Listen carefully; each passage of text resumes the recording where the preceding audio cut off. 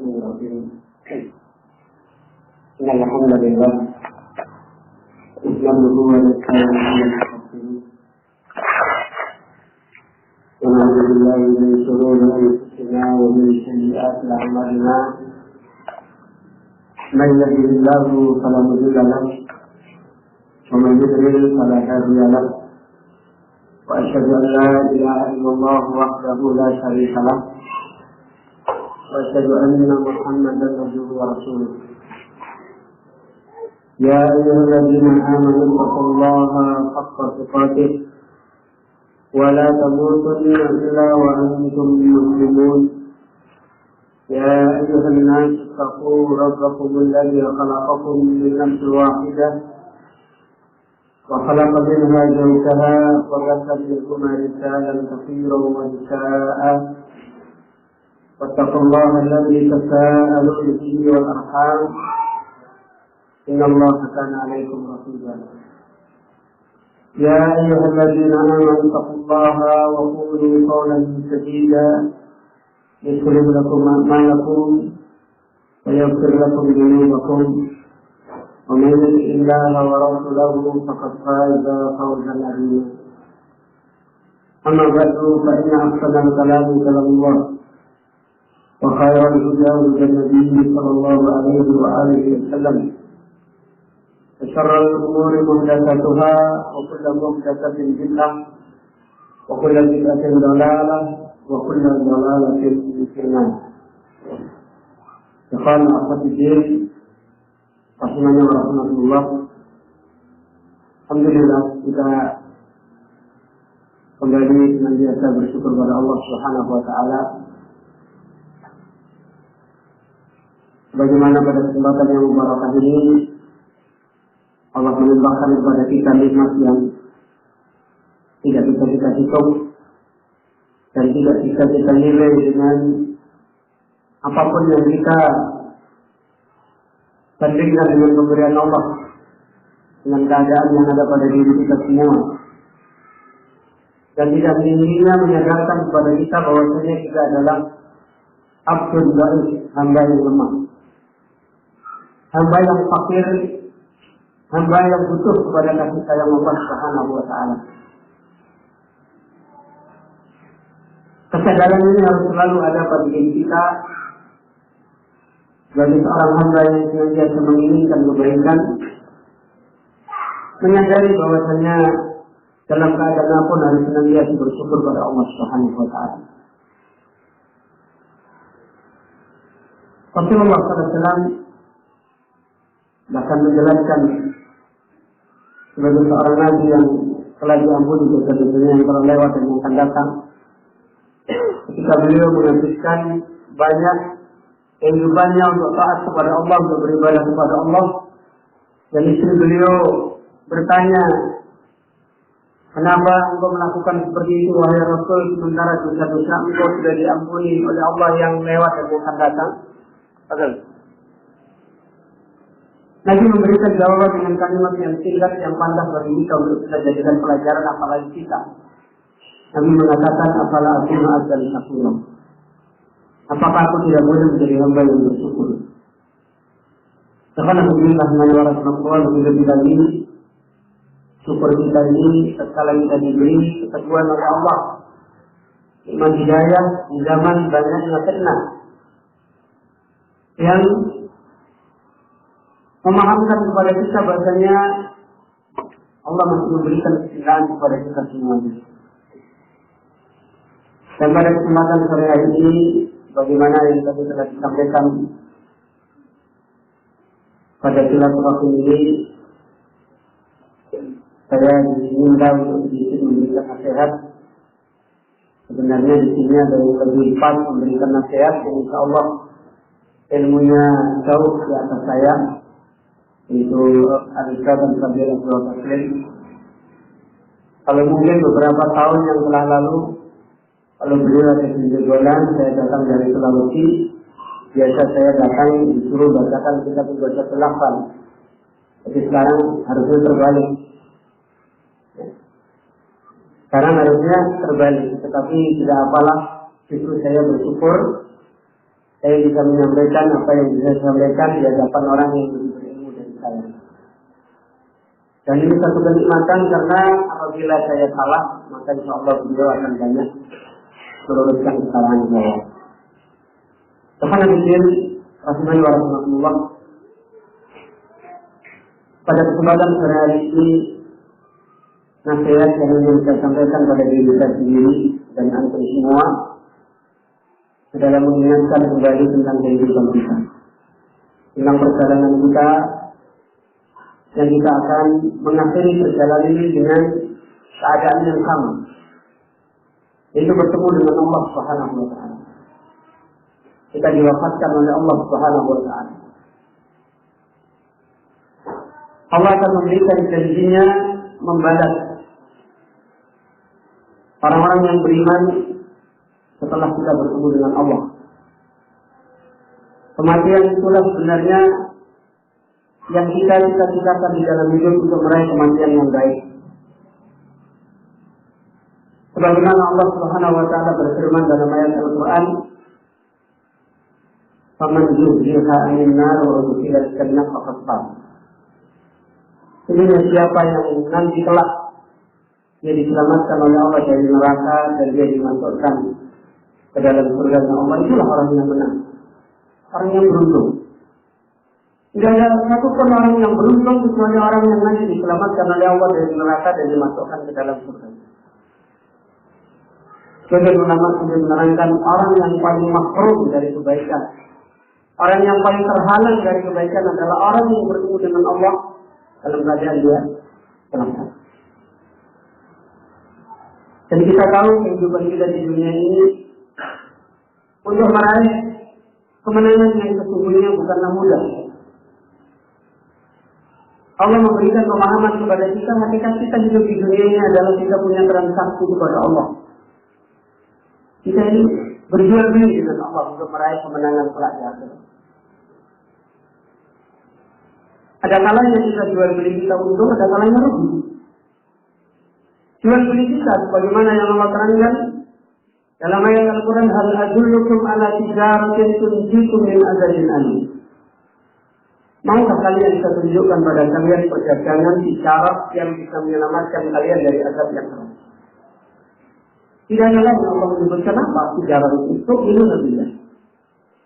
Kalian beriman kepada Allah, mentauhidkan Allah, wa Rasulih, dan beriman kepada Rasul, mentauhidkan Rasul, ittiba kepada Nabi. Kemudian kalian juga buat tujuan itu nanti sabilillah. Kalian berjihad di dalam Allah, di amwalikum dengan harta kalian, wa anfusikum dan dengan jasad kalian, diri kalian, nyawa kalian. Dan Allah mengatakan perdagangan seperti ini dan khairun. Ini adalah perdagangan yang Allah sebutkan, itulah khair. Tijarah yang paling baik yang kita lakukan di dunia, perdagangan yang paling menguntungkan kita. Dan Allah menyebutkan orang yang bisa meraih perdagangan itu ini pun tak lagi. Manakala kalian tahu. Tapi kebanyakan manusia mereka tidak tahu kalau kehidupan ini seperti itu, kebaikan yang disungguhnya. Karena itulah Allah menyebutkan dalam ayat yang lain, "Innallaha ashtara." Allah telah membeli minal mu'minin, dari orang-orang beriman. Apa yang dibeli oleh Allah? Anfusahum wa amwalahum. Jiwa mereka, nyawa mereka, harta mereka yang mereka sudah perdagangkan kepada Allah, dibeli oleh Allah dengan apa? Ditukar dengan apa? Lianna lahumul jannah. Itu ditukar dengan surganya Allah. Ikhwan Allah rahmatullah, akan tetapi perjalanan menuju surga ini bukan perjalanan yang ringan. Bukan perjalanan yang sambil kita sendok-gulung main-main.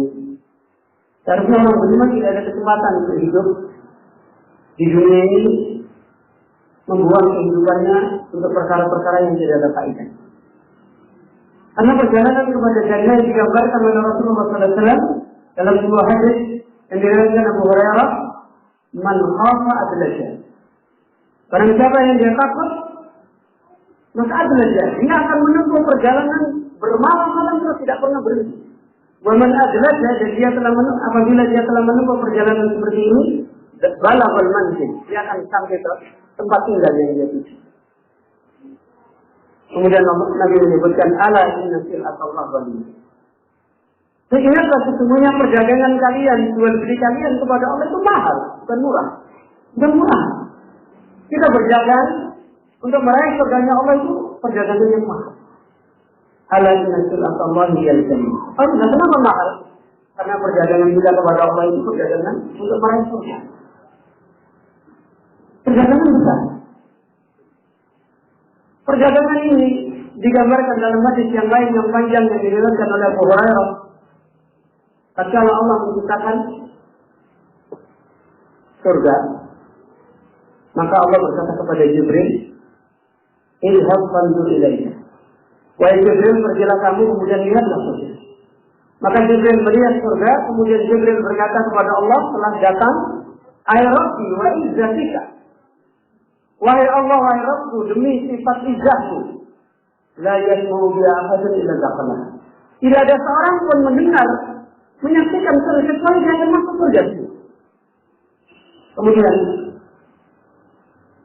Allah berkata kembali kepada malaikat Jibril, "Imma khafaha bil makarim."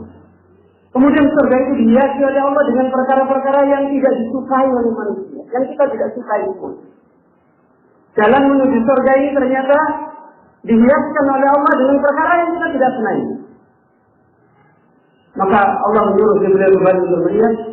Kemudian Jibril berkata setelah dia melihat, "Ay Rabbi wa izzatika laqad khasyitu an la yadkhulaha ahad." Wahai Allah, sungguh aku khawatir tidak akan ada seorang pun yang masuk ke dalam surga. Kenapa? Karena jalan menuju surga itu kebanyakan perkara yang tidak disenangi oleh kita. Begitu pula ketika Allah menciptakan neraka. Allah menyuruh Jibril untuk melihat neraka, kemudian Jibril mengatakan, "Demi Allah, demi sifat izzahmu, tidaklah orang mendengar melihat neraka kecuali tidak ada satupun yang akan masuk." Begitu dihiasi oleh Allah dengan perkara yang sesuai dengan kesenangan kita. Neraka dihiasi oleh Allah dengan syahwat. Maka Jibril setelah melihat kembali berkata kepada Allah, tidak ada seorang pun tersisa kecuali semua akan masuk neraka. Hampir-hampir. Alhamdulillah. Ini jalan kita dalam meraih surganya Allah Subhanahu wa Ta'ala. Maka pada kesempatan ini kita kembali mensyukuri nikmat yang Allah berikan dengan datangnya hidayah agama ini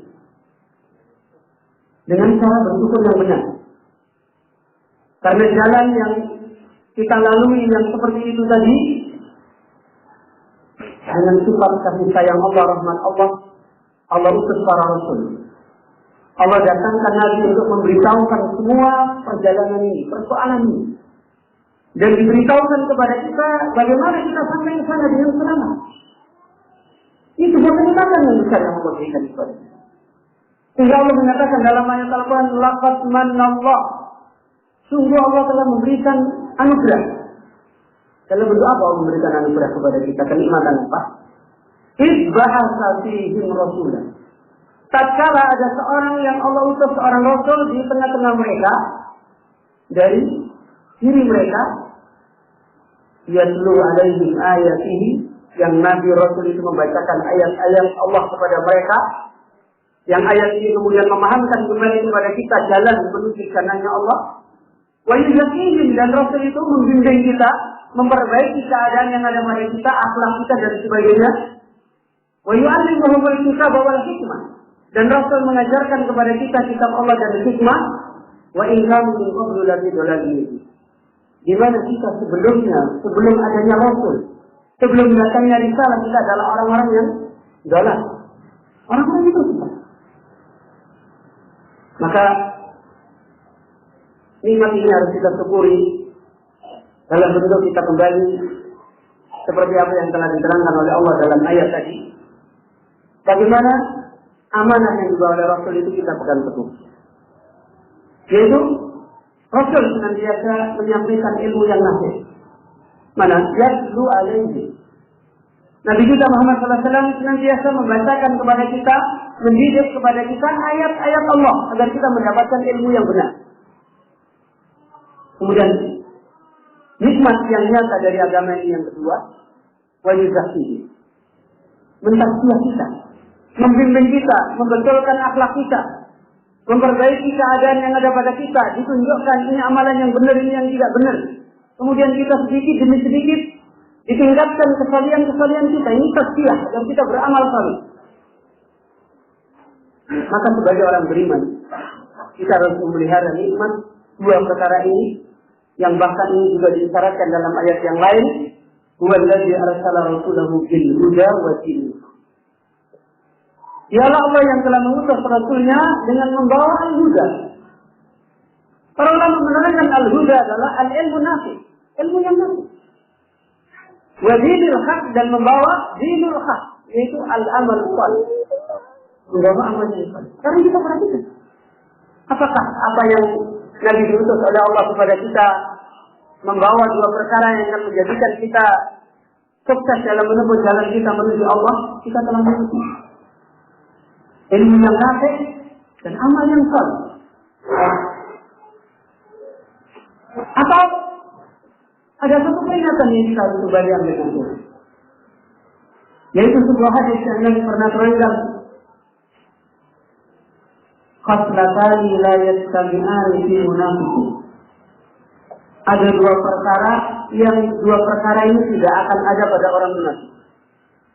Ada dua perkara ini tidak akan ada pada orang munafik. Berarti maksudnya dua perkara ini dimiliki siapa? Siapa ini? Orang beriman.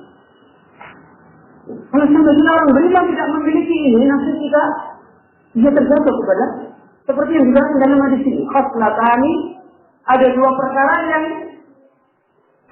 itu tidak terkumpul pada seorang yang munafik. Nabi menyebutkan husnul samti, yaitu bagusnya perangai, amal, akhlak yang ada pada dia. Orang munafik itu akhlaknya buruk, amalnya jelek. Dia tidak memiliki husnul samti.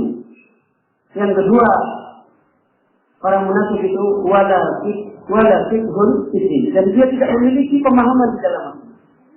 Tidak punya ilmu yang masuk. Pemahamannya buruk terhadap agama Allah Subhanahu wa taala. Dua perkara tidak ada. Ilmu yang nafik tidak ada pada mereka, amal yang saleh tidak ada pada mereka. Yang berarti dengan demikian, dua ini dimiliki siapa? Orang beriman. Sekarang kita ingin meraih kemenangan. Apakah kita telah meraih dua perkara tersebut? Sebagai orang yang tahu kehidupan kita di dunia, kita adalah musafir dan sebentar kita akan bertemu dengan Allah, akan meraih kehidupan. Seharusnya kita banyak muhasabah. Apakah ilmu yang nafik kita telah miliki? Apakah amal yang saleh telah kita miliki? Setiap kita ingin selamat pasti harus memiliki dua perkara. Dan kita semuanya telah tahu bagaimana Nabi Sallallahu Alaihi Wasallam dan sering insya Allah diingatkan menjelaskan secara nyata tentang persoalan ini. Yang pertama kaitannya dengan ilmu yang nafik. Dalam hadis yang panjang Nabi menjelaskan, yaitu hadis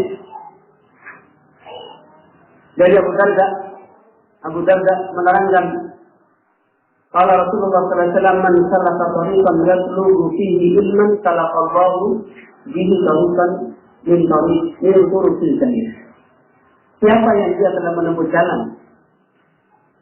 yang di dalam jalan itu dia gunakan untuk mencari ilmu, maka Allah temukan dia jalan menuju surga.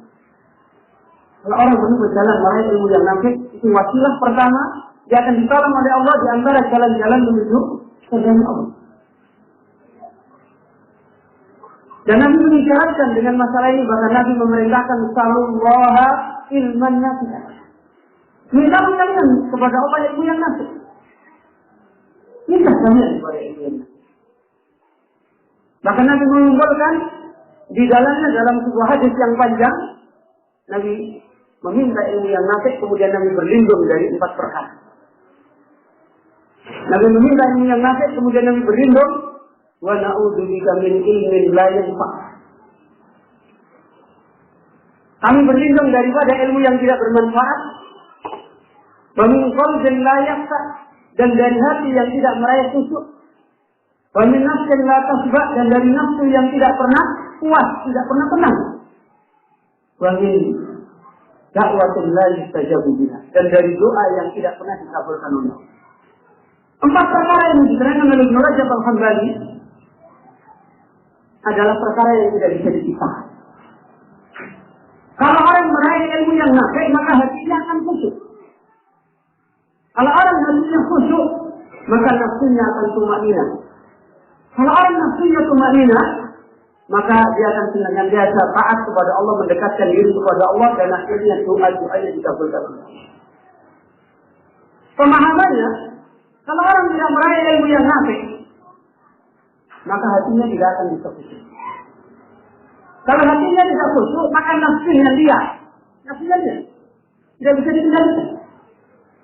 Kalau sudah nafsunya dia tidak akan menjadi hamba yang selalu tunduk taat kepada Allah, dan akhirnya kebaikannya tidak akan dikabulkan oleh Allah. Ini kedudukan daripada ilmu yang nafi dalam kita meraihnya. Namun dalam persoalan ini, pada zaman yang kita semuanya memahami, zaman di mana bagian ulama menerangkan dulu para salaf tidak ingin bertemu dengan zaman kita hidup, sementara mereka imannya lebih kuat, ilmunya lebih banyak daripada kita, dan kita hidup ini di zaman yang seperti ini dalam keadaan hati kita dhaif, iman kita lemah, iman kita sangat sedikit. Kenyataannya, perjalanan untuk meraih ilmu yang nafi itu sendiri bukanlah perjalanan yang ramai. Allah mengisyaratkan di dalam ayat Al-Quran, dan ini dikutip oleh beliau Syekh Salim bin Al-Hilali dalam kitab Hidayatul Alim Al-Mu'allim. Allah berfirman, walau aradul khuruj la a'addu lahu uddah. Apabila mereka menginginkan keluar, ayat ini secara khusus menerangkan jihad. Apabila orang ingin berjihad, maka hendaklah dia menyiapkan bagi jihad itu uddah, bekal. Kalau orang mau jihad, maka dia harus menyiapkan bekal. Dan jihad sebagaimana diterangkan oleh para ulama kita, yaitu jihad dengan senjata di medan perang dan jihad di dalam ilmu. Dan masing-masing harus punya bekal. Kalau orang mau jihad perang di medan perang, dia harus berbekal, dan dia kalau mau jihad di dalam ilmu sebagai jalan dia meraih jannah, dia harus berbekal. Kalau orang jihad tidak punya bekal, gimana dia bisa meraih apa yang ditentukan oleh Allah Subhanahu wa Ta'ala?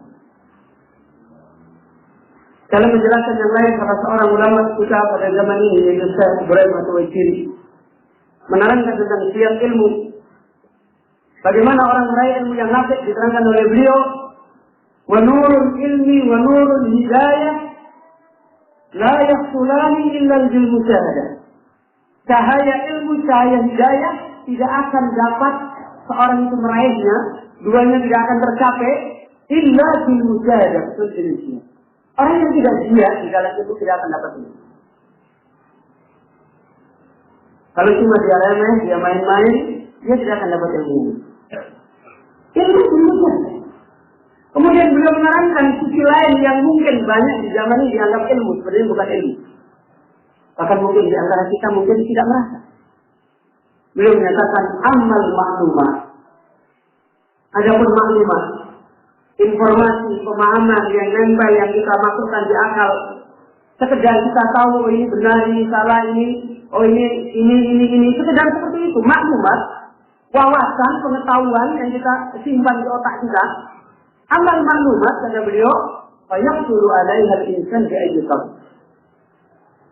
Ya, akan dapat diraih oleh setiap siapapun dengan cara apapun gampang diraih. Orang sekarang beli buku aja gini dibaca, oh dapat informasi. Beli ini dapat informasi. Buka internet, oh bisa tahu. Terus ketemu temannya diomongi, oh Ustaz Fulan jadi tahu lagi ini, itu maklumat. Kalau maklumat besar mudah. Tapi kalau ilmu yang nafi, nurul hidayah, nurul ilmi, tidak mudah juga. Kalau seseorang tidak jelas, dia tidak akan ditolong oleh Allah.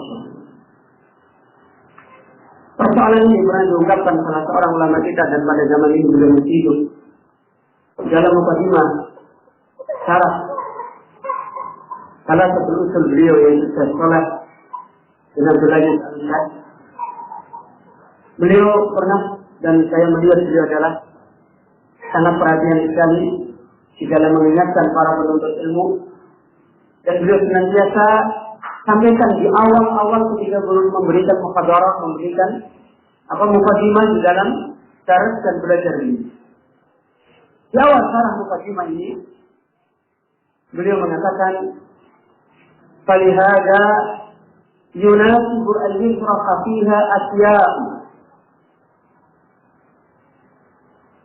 tunbihu tulabal ilmi ila ma yajibu an yasluquhu fi talabil ilmi." Karena inilah maka senantiasa pantas, senantiasa sesuai untuk selalu dijelaskan perkara-perkara di dalam persoalan ini yang harus kita ingatkan kepada para penuntut ilmu, yang dia harus tempuh di dalam jalan dia menuntut ilmu. Kenapa demikian? Beliau menyebutkan wakil kenyataan yang sekarang ini banyak terjadi pada para tulabul ilmu, kepada para orang yang menekuni ilmu, dia berharap menjadi orang yang menempuh dalam surga.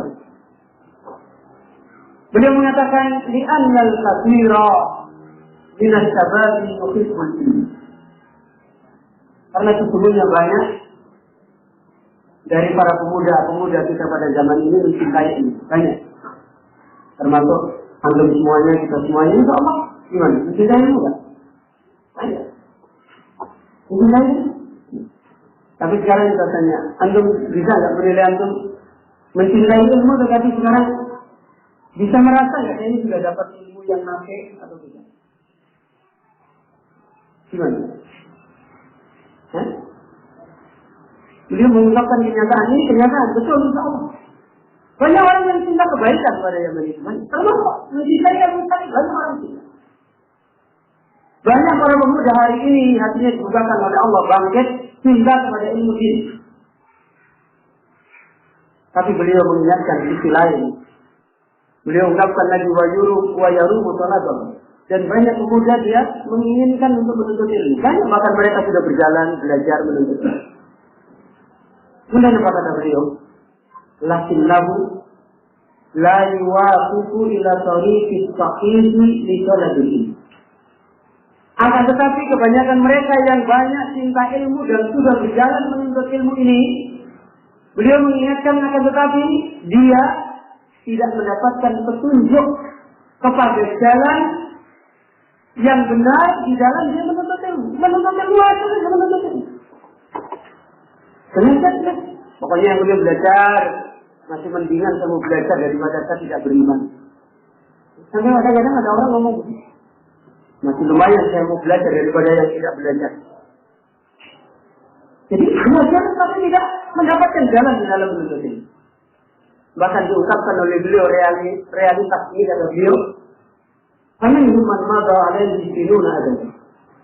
Di antara mereka para penuntut ilmu yang seperti ini, yang bingung tidak tahu jalan dan banyak mereka berantakan di tengah jalan. Di antara mereka ada orang yang sudah berjalan lama, beberapa tahun lamanya dia menempuh perjalanan ini. Yaqra'u wa rubbama yabhatu. Dia sudah banyak membaca buku ini, kitab ini dapat. Rubbama yabhat. Kata beliau bahkan mungkin dia sudah membahas. Bahkan dia mungkin bisa jadi sudah menulis ini di majalah ini, mungkin saja begitu. Rubbama yabhat. Boleh jadi dia sudah membahas ilmu. Bukan cuma membaca, bahkan mungkin dia bisa jadi ngomong kepada orang tentang ilmu Allah. Belum sebutkan kenyataan seperti ini. Tapi kata beliau, lakin lau fattasa fi nafsihi. Akan tapi kalau dia mau meneliti dirinya sendiri dengan sebenarnya, la wajada annahu lam yahsul minal ilmi ma bihi yakunu ala ardin yumkinuhu al-masyu 'alaiha fi tariqil ilmi lahu bitawb. Akan tetapi kalau dia mau jujur menilai dirinya sendiri, sebenarnya dia adalah orang yang tidak meraih dari ilmu, yang dengan ilmu itu dia mampu berjalan di atas jalan ilmu di muka bumi ini, di dalam perjalanan ilmu yang terus berkepanjangan, menuntut ilmu yang senantiasa panjang sebagaimana Imam Ahmad. Apa kata Imam Ahmad ketika ditanya? Pernah suatu ketika Imam Ahmad berlari-lari sambil membawa kitab belajar. dalam keadaan wajah Imam Ahmad sudah putih. Kemudian ditegur, ya Imam, kenapa masih berlari-lari seperti anak-anak sampai mata hilang mata? Kata Imam Ahmad, ini makbar. Sampai saya masuk ke dalam kubur. Sahabat di dalam ilmu itu bukan cuma sekali. Orang dikatakan telah sukses meraih ilmu kalau dia diistiqomahkan oleh Allah di dalam ilmu sampai dia bertemu dengan Allah SWT. Karena realitas yang banyak terjadi. Setelah berilmunya musiman, musim ramai, ya, musim sepi, dia sudah selesai. Ini yang banyak terjadi. Dia bisa dibilang, beliau dulunya semangat, wah, sampai belajar luar biasa. 2 tahun sudah menghilang, tidak tahu kemana. Banyak sekali fitnah. Istiqomah itu bukan perkara itulah hebat orang meraih ilmu yang dalam ilmu. Dan sedikit sekali orang yang meraih. Kalau beliau menyebutkan kenyataan realitas yang seperti ini, beliau sebutkan apa penyebabnya? Apa yang menyebabkan para penuntut ilmu banyak terkena fitnah? Apa beliau sebutkan? Beliau mengatakan wajah berbudaya. Penyebab realitas problem yang terjadi pada penuntut ilmu seperti ini, beliau menyebutkan annahu haqiqat tahsilul ilmi alladhi kana yahtan bil ulama untuk qurun katsira. Kenapa?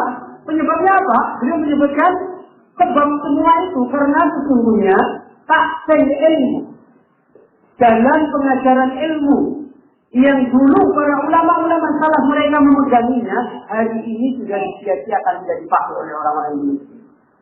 Itu yang menjadikan mereka sesat. Tarikhah ilmu yang para ulama-ulama dulu mundur mulai sejak beberapa orang mereka berpegang teguh dengan cara mengambil ilmu seperti ini, pada zaman ini sakit, tidak diurusi, dia bebas. Belajar gimana belajar? Ya, bisa belajar. Ya, nanti. Ada ilmu nggak ngerti, bagaimana belajar yang benar nggak ngerti.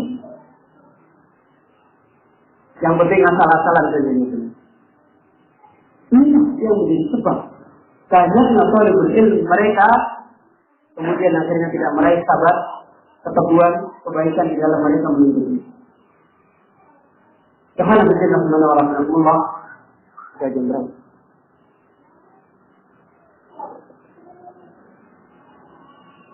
Ya.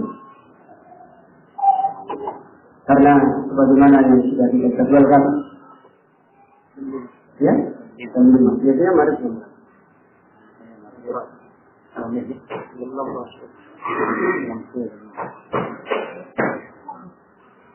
Jadi ini persoalan yang pertama untuk bisa tambahkan sedikit karena sebentar beliau seperti takdir yang akan menambahkan dan sekaligus kalau saya ada yang kurang dan salah bisa dibetulkan. Persoalan yang kedua adalah masalah amal saleh, akhlak, adab. Sisi kedua yang harus dimiliki oleh orang mukmin. Bahkan beliau cetak di dalam kitab beliau tentang masalah adab talibul ilm.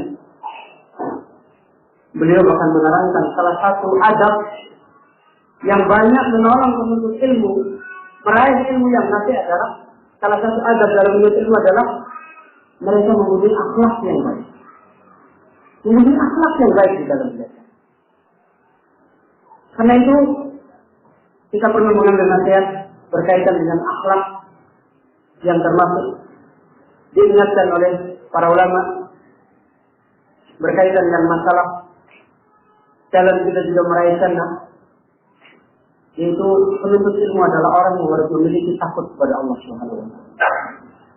Takut kepada Allah.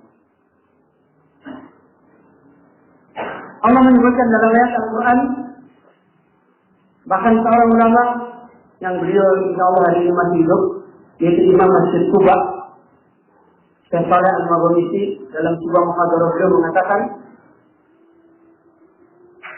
mahar yang paling agung untuk meraih surga Allah Subhanahu wa taala, kata beliau, yaitu al-khauf min Allah. Takut kepada Allah. Sebagaimana Allah Subhanahu wa taala menyebutkan dalam ayat Al-Qur'an, "Wa amma man khafa maqama rabbih wa nahaa an-nafsa 'anil hawa fa innal jannata hiyal ma'wa." Dan ada pun orang yang mereka senantiasa takut pada kedudukan Allah Rabbnya dan dia senantiasa menahan nafsunya, mencegah nafsunya dari mengikuti hawa nafsunya, maka sesungguhnya surga itu adalah tempatnya. Ya, hal itu sama orang. Takut ini bahkan diingatkan oleh beliau Syekh Al-Maghamisi di dalam penjelasan beliau dalam Muhadarah. Beliau menyebutkan khususnya persoalan takut ini adalah persoalan yang sangat penting bagi orang-orang yang lisan-lisan mereka senantiasa berbicara tentang agama Allah. Secara asal, mana orang yang lisannya senantiasa berbicara tentang agama Allah ini siapa? Orang yang biasanya lisannya berbicara tentang agama Allah itu aslinya siapa? Siapa? Orang yang senantiasa lisannya berbicara tentang agama Allah itu siapa? Siapa? Lisannya berbicara tentang agama Allah, ini halal, ini haram, ini tauhid, ini syirik, siapa? Ulama. Orang yang pantas berbicara tentang agama Allah seharusnya siapa? Ulama. Dan beliau menasihatkan orang alim itu adalah orang yang harus memiliki akhlak takut kepada Allah. Tapi pada zaman ini bukan cuma orang alim yang pantasnya punya rasa takut kepada Allah yang harus tinggi. Kenapa? Justru orang awam sekarang terbalik. Lebih banyak berbicara tentang agama Allah daripada ulama. Ulama menahan diri, tidak berbicara kecuali yang dia tahu. Sekarang orang bodoh pun ngomong tentang agama Allah. Dalam sebuah ceramah yang diterangkan oleh Abdullah Jasrajah dalam khutbah beliau tentang apa tulisan. Pada hari ini, kalau kita berbicara tentang ilmu bangunan, tidak ada orang berani bicara kecuali insinyur bangunan. Kalau orang berbicara tentang ilmu kedokteran, tidak ada yang berani bicara kecuali dan dokter. Tidak mungkin menjual kerupuk bicara ilmu kedokteran. Tapi kalau hari ini disebut berbicara agama, maka lihat siapa yang berbicara. Semua orang ngomong tentang agama. Ini halal, ini haram, ini halal, ini haram, ini baik, ini buruk, ini perintah Nabi, ini apa, ini lillahi. Persoalan ini adalah persoalan yang harus banyak ditakutkan oleh kita semua. Apakah atas nama pribadi, atau atas nama mungkin yayasan, atau mungkin atas nama kita, orang yang memberi nasihat kepada orang lain, berbicara tentang agama Allah itu harus diikuti dengan takut kepada Allah yang itu. Dan beliau Al-Maghamisi mengisahkan hikmah yang sangat bagus yang terjadi pada para salaf, yaitu ada seorang ulama yang namanya sebagaimana disebutkan oleh Imam Abdul Bar Ibnu Hurmuz rahimahullah, yaitu pada zaman Imam Malik bin Anas dan Imam Abdul Aziz bin Salamah. Dan Imam Malik bin Anas dan Imam Abdul Aziz bin Salamah ini sering bertanya kepada Ibnu Hurmuz. Kalau ada sesuatu masalah agama dia bertanya. Kemudian ada lagi orang yang disebutkan namanya, yaitu Ibnu Dinar, yang disebutkan lengkap namanya Ngefalulahu Muhammad Ibrahim Ibnu Dinar. Muhammad dan Ibrahim Ibnu Dinar. Dia adalah masih hubungan saudara dengan Ibnu Hurmuz. Dan dia juga sering bertanya agama kepada Ibnu Hurmuz. Dia mengisahkan Wakana Ibnu Hurmuz dan Ibnu Hurmuz kalau didatangi Anas dan Abdul Aziz bertanya tentang agama, maka dia selalu menjawab. Begitu Anas bin Malik dan Abdul Aziz bertanya kepada Ibnu Hurmuz tentang agama, dia selalu menjawab. Tapi begitu siapa? Ibnu Dinar datang kepada Ibnu Hurmuz untuk bertanya, dia tidak mau menjawab. Begitu tanya tentang agama, dia tidak mau jawab. Begitu tanya tentang agama, dia tidak mau jawab. Maka akhirnya apa? Terjadi apa? Kira-kira kalau seperti ini. Terjadi apa kira-kira? Terjadi muskil kan? Fitnah. Di dalam hatinya siapa? Ibnu Dinar. Akhirnya Ibnu Dinar dia berkata kepada Ibnu Hurmuz, Dia mengatakan, ya Ibnu Hurmuz, inna fi nafsi alaika syai'. Sesungguhnya pada diriku terdapat satu masalah perkara dengan kamu. Qala, maka Ibnu Hurmuz berkata, wa ma huwa? Apa itu? Qala, dia mengatakan, kalau Malik dan Abdul Aziz datang kepada kamu bertanya apa begitu Muhammad, kamu selalu jawab dia. Wa nas'aluka, dan aku datang kepadamu bertanya, kalau tujibuna, kamu tidak mau menjawab kami. Kenapa? Kalau kami bertanya kepada kamu tidak mau jawab kami. Tapi kalau Imam Malik dan Imam Abdul Aziz tanya, dia sudah ulama, tanya kepada kamu, malah kamu jawab. Maka Ibnu Hurmuz kemudian berkata, awaqaf fi qalbika ya ibn akhi. Apakah masalah ini telah mengenai hatimu wahai anak saudara? Apakah masalah ini telah menjadi fitnah di dalam hatimu? Qala na'am, dia mengatakan iya. Maka Ibnu Hurmuz kemudian berkata, fasma, dengar. Inna Malikan wa Abdul Aziz, sesungguhnya Malik dan Abdul Aziz alimani faqihan. Dua-duanya adalah orang alim dan orang faqih. Orang alim dan orang faqih. Wa ana rajulun qad kaburat sinni, dan saya adalah orang yang umur saya sudah tua. Wa rafa'adun, dan tulang saya sudah rapuh. Kemudian wa akhafu ayyakuna qad khalatani fi aqli ma khalatani fi badani min al-kibar. Saya takut perkara yang merusak pada badanku karena ketuaanku akan mengenai juga pada akalku. Akan merusak, akan menodai juga pada akalku. Kemudian faidah sa'alani Malik, kalau Malik bertanya kepadaku, wa Abdul Aziz, dan dia bertanya kepadaku, wa huma faqihan, dan dua-duanya orang alim semua bertanya kepadaku, maka kata dia, asyabtuhum, aku telah jawab dia. Kenapa? Li'annahu idza qultu haqqan qabilah. Karena kalau aku katakan pada dia dan yang saya katakan itu benar, dia akan terima. Karena dia cinta kebenaran orang alim kan. Kalau yang saya katakan benar, dia akan terima. Karena orang alim tujuannya apa? Mengikuti pendapat orang atau kebenaran? Benar. Kalau dia mengatakan, aku menyatakan kebenaran, maka tujuannya pasti akan menilai. Karena dia tahu dalilnya, begitu aku berkata, dia bisa menilai ini benar. Dia terima. Kemudian dia mengatakan lagi, wa in qultu khata'an. Kalau aku berkata kepada keduanya salah, kira-kira orang alim ini tahu nggak? Tahu, karena mereka orang alim. Kalau aku berkata di hadapan keduanya dan yang aku katakan itu salah, falam yaqbala, maka keduanya tidak akan menilai pendapat saya, karena dia tahu yang salah tidak boleh diterima. Dan akhirnya kesalahan saya tidak menjadi sebab fitnah. Kemudian kata Ibnu Hurmuz, wa amma anta wa sahibuk, adapun kamu dan teman-teman kamu, falastum bi ulama. Kalian itu bukan ulama, orang-orang awam, tidak tahu dalil, tidak tahu apa-apa. Saya ngomong salah benar, kamu tidak tahu. Kemudian beliau mengatakan, "Faidah sa'altumuni, kalau kalian bertanya kepadaku, wa ajabtukum, dan aku jawab kepada kalian, qabiltum qawli, kamu akan selalu terima perkataan saya ala kulli hal." Pokoknya kamu tidak akan menilai benar apa salah, pokoknya wah ini benar, ini benar ini.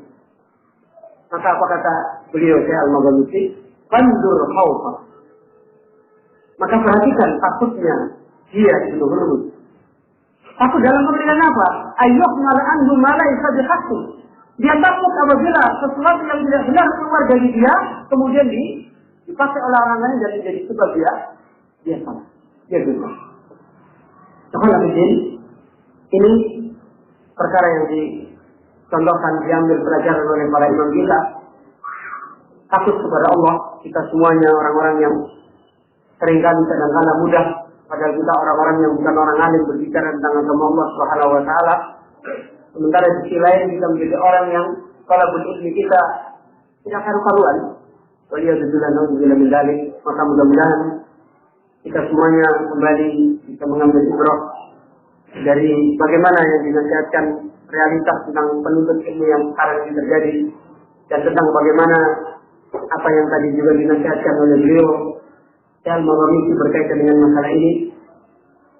Kemudian saya tidak akan banyak memberikan tambahan, meskipun mungkin masih ada beberapa hal, dan insya Allah lebih bagus beliau tersebut taslim yang menambahkan, dan sekaligus apabila ada salahnya bisa dibetulkan apa yang saya sampaikan. Dan mudah-mudahan kita semuanya senantiasa ditolong oleh Allah untuk meraih ilmu yang nafi dan meraih nafsu yang khusyuk dan meraih nafsu yang senantiasa tumaninah dan meraih kebaikan-kebaikan kita dikabulkan oleh Allah dan kita bertemu dengan Allah Subhanahu wa taala kelak dalam keadaan kita diridai oleh Allah. Dan saya mohon maaf apabila ada khilaf yang saya sampaikan, dan tafadhol.